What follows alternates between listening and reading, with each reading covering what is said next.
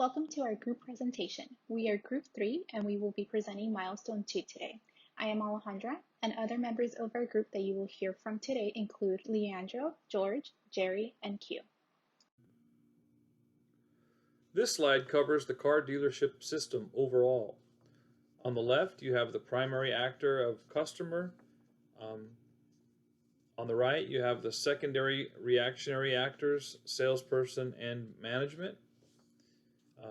You could argue that salesperson could also initiate through cold calls the transaction. So I would argue that you could have both salesperson on the left and the right of the system.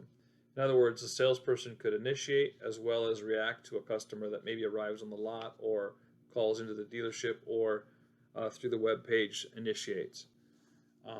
Management as an actor would be also on the right. We go through our use cases. We match the customers with vehicles. Hopefully we sell every vehicle we match with customers. I'm not sure that would be the case. That's how it's modeled here. Sale of a vehicle would then initiate a transaction in the management of inventory. The sale of a vehicle would also determine commissions to the salesperson by management, and then with the entire system, the management would be able to, based on the inventory positions and other factors, determine what promotional offers could be made. Sometimes there's manufacturing incentives that could be passed along. So depending on whatever management goals are, they could create and determine the promotional offers.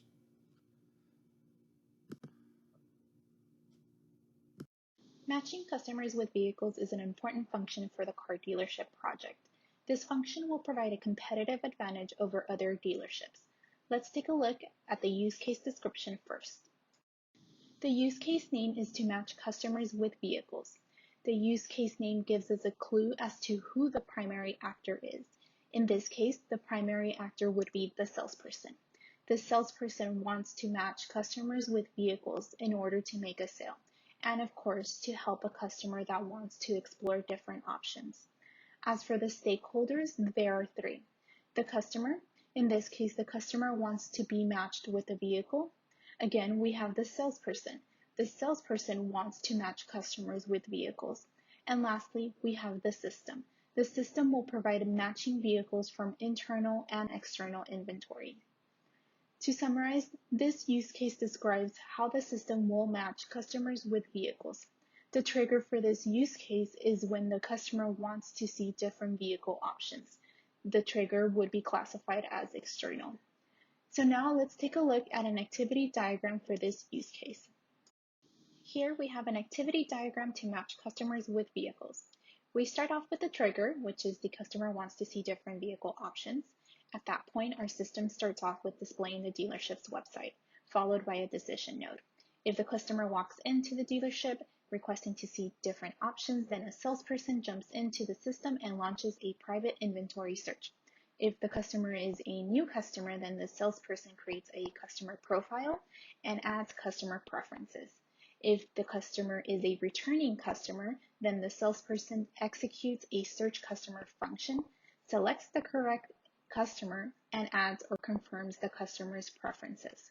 From here, the salesperson executes a master inventory search function, and the system checks preferences against the master inventory, which includes both internal and external inventories.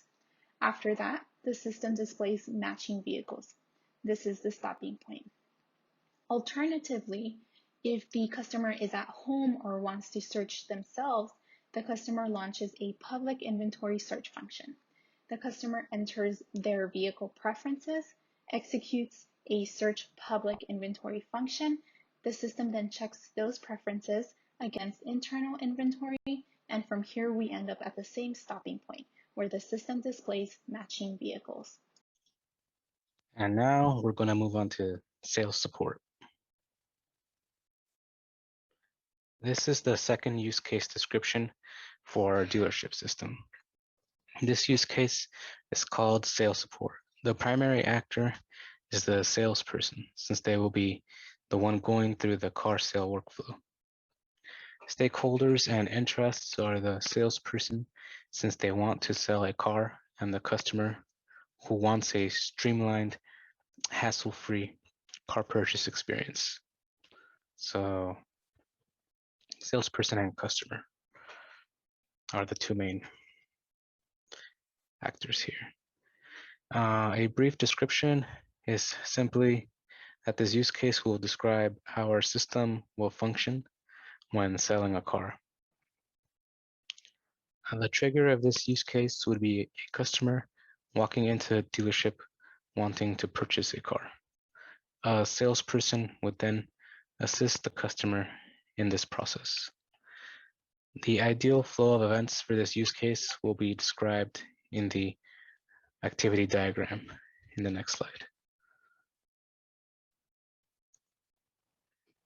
This is the activity diagram, which goes from the initial node on the top to the final node on the bottom.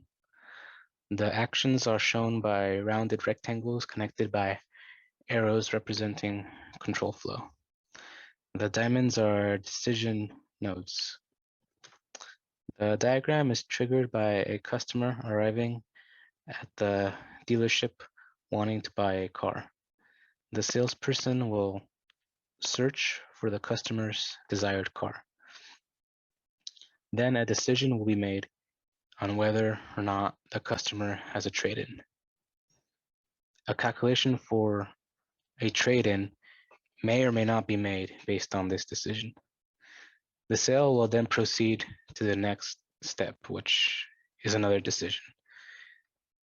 And this decision is on whether the customer will want financing. Again, a financing decision may or may not be made depending on the customer's preference. The sale is then finalized with the approval of the finance and sales managers. Hello, my name is Gerry Livingstone, and today I will present the inventory management function. Inventory management is an important function. Take total control of your inventory with reduced time to lot, get it right, and make sales. Gain customers. Get it wrong and miss sales, lose customers. Everyone has an interest in inventory, from the top down to sales, and ultimately the customer. Nobody enjoys a stock out. This next slide is the use case for inventory management. The use case diagram will reflect the activities around managing inventory. The primary actor is the inventory manager. We have supporting actors as the purchasing manager, placing the orders to the manufacturer, sales manager, selling the inventory. Got to have an accurate inventory for sales. The finance manager must know the accurate inventory for valuation and tracking of assets and financial records. Cash flow is the lifeblood of any business. The car manufacturer has an interest in inventory for forecasting the future and positioning to support sales. The triggers are the transactions that impact inventory: purchased, on lot, outgoing, trade-ins, and cars in the lease trade-in or recertification process. And finally, this is the activity diagram for the inventory management. Again, triggered by the transactions that impact inventory. Incoming from the manufacturer, incoming from other dealerships, incoming from the trade-ins, outgoing to other dealerships, as in a trade or outright sale, outgoing to the auction house for those cars accepted in the trades for trade-ins but not to be sold on the lot. And it ends with the compilation of the figures and ultimately adjusting the inventory to reflect available for sale.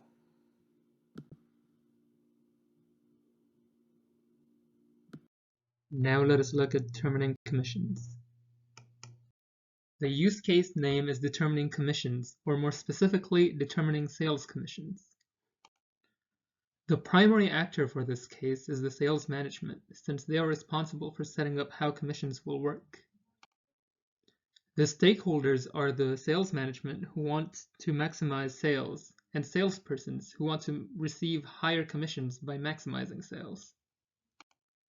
And the trigger for the process is when a salesperson performs a sale of a car.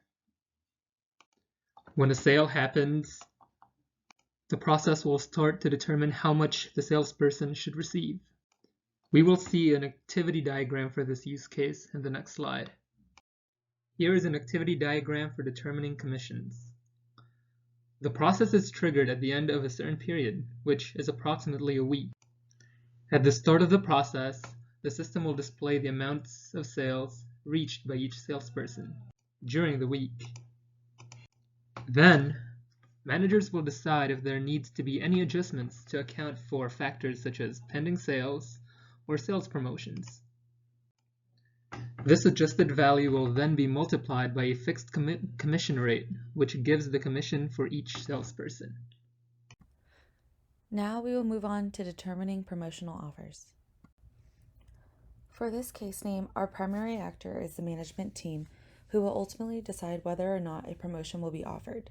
The stakeholders are the sales staff, who want to hit quotas for the given time period, and the inventory manager, who wants to keep a healthy level of inventory available. Therefore, our external triggers for determining promotional offers are inventories reaching higher than expected levels, sales trending poorly, and holidays and industry-specific cycles.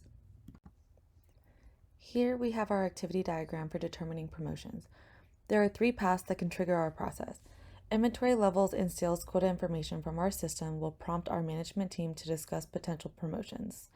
Then they will decide whether or not a promotion is offered. Our system will also notify us if there is an annual seasonal promotion we usually have, and it'll prompt us to offer a promotion. For example, when next year's models begin to roll out, it's common in our industry to begin promotional sales for the current year models to make room for new inventory.